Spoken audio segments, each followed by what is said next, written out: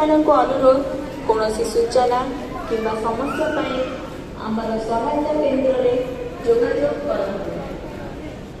ଯାତ୍ରୀମାନେ ଧ୍ୟାନ ଦିଅନ୍ତୁ, ଅଭିଜ୍ଞା ଜନଗହଳିପୂର୍ଣ୍ଣ ହୋଇଥିବାରୁ ନିଜର ହଜିବାର ସମ୍ଭାବନା ରହିଛି।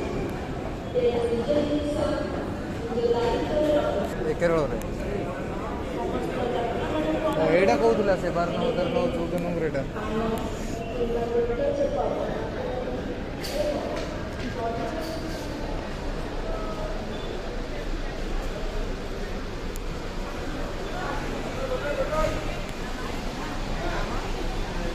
हाँ